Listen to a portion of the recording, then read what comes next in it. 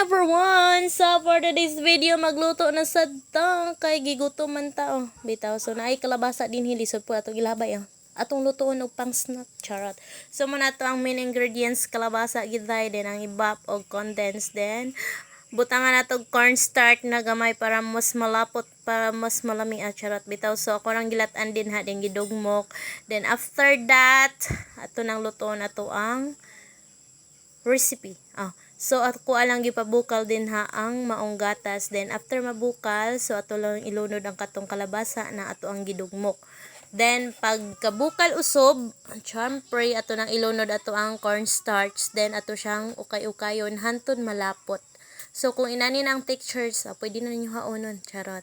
Bitaw, so that's it guys, naluto na din. Ako'y condense gipagahi din na sa rip. Ako siyang ibutang dia sa babaw para toppings. Para mas lami pa dyan ato ang luto. And that's it guys.